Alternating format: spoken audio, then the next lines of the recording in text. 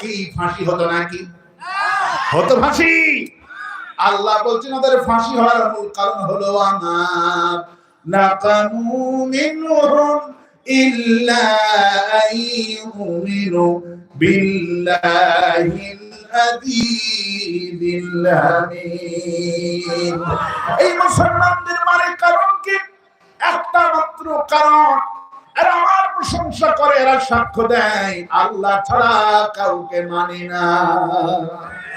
আমরা যদি ওদেরকে মানতাম, আমাদের প্রত্যেকটি মাহফিলে ঘোষণা করে দিত, হুজুররা বলবেন জাতির পিতা বলে দোয়া করবেন, কিন্তু আমরা কোনদিন জাতির পিতার জন্য দোয়া করিনি। জাতির পিতা হলেন একজন, নাম কি?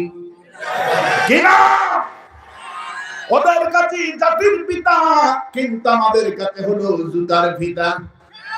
ঠিক কিনা বলেন? আমার ভাইরা, আল্লাহ পাকের নাম যারা নিবে এদেরকে মারবে তিন শ্রেণীর লোকেরা। কয় শ্রেণী? প্রথম হলো রাষ্ট্র শক্তি, দ্বিতীয় হলো ধনাঢ্য ব্যক্তি, আর তিন নম্বর হলো এই যে শুনলাম যাত্রা লাগাইছে। কি লাগাইছে? যাত্রা লাগাইছে। এরা যাবে না তাফসীর মাহফিল হোক, কারণ তাফসীর মাহফিল থেকে যুবকদেরকে কোরআনের দিকে আহ্বান করা হবে, ওই গানের দিকে আহ্বান করা হবে না। যারা এলাকার লোকেরা আছেন সবার আওয়াজ তুলতে হবে। এই দাবি জামাত ইসলামী দাবি নয়, আল্লাহ রাসূলের আল্লাহ। কোন মুমিন গান বাজনায় যেতে পারে না, কোন মুমিন এই কোরআন দিয়ে গান শুনতে পারে না। মুমিন গান শুনবে আল্লাহর গান। তোমার সৃষ্টি যদি হয় এত সুন্দর, না জানি তাহলে তুমি কত সুন্দর। আছে না? কত সুন্দর।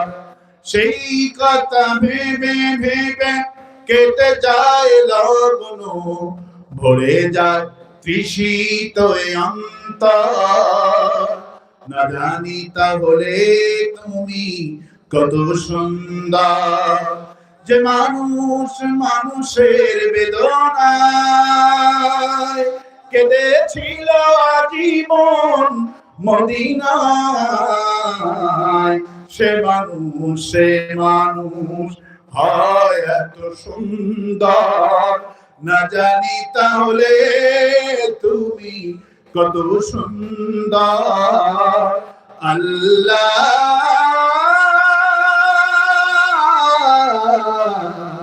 তুমি কত সুন্দর।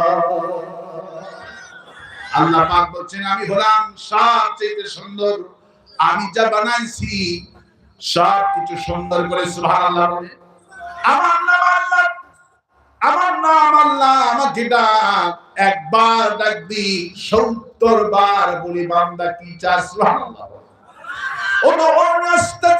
আমাকে ডাকো, আমি তাকে সাড়া দিয়ে দিব।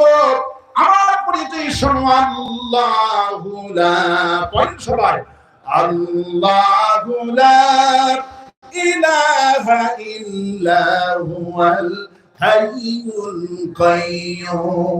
আমি চিরঞ্জীব, আমি চিরস্থায়ী, আর দুনিয়ায় সবাই হলো ক্ষণস্থায়ী। হাসিনা ৪১ সাল পর্যন্ত থাকতে চেয়েছিল, ২৪ সালেই পতন হয়ে গেল। ঠিক কিনা বলেন? বাশার আসাদ বাম শাসন করলো ২৯ বছর, সে করলো ২৪ বছর, মোট ৫৩ বছর ধরে ক্ষমতা করলো বাপ বেটা মিলে। এরা বাপও খেয়েছে, মেয়েও খাইলো। জালেমরা কেউ চিরস্থায়ী হয় না, এরা হয় ক্ষণস্থায়ী। আল্লাহ পাক বলেন খালাকালাকুম মা ফিল আরদি জামিয়া, যা বানিয়েছি সব তোমাদেরই গোলাম, শুধু আমার গোলামি কর।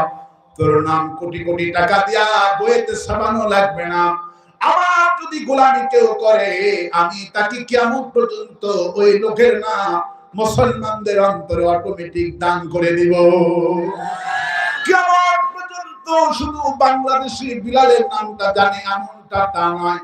বিলালের নাম সারা পৃথিবীর মানুষ জানে বিলাল, কারণ বিলাল মার খেয়েছে কার জন্য? আল্লাহ বলছেন আমার জন্য যদি কেউ মার খায়, আমার জন্য যদি কেউ জেলে যায়, আমার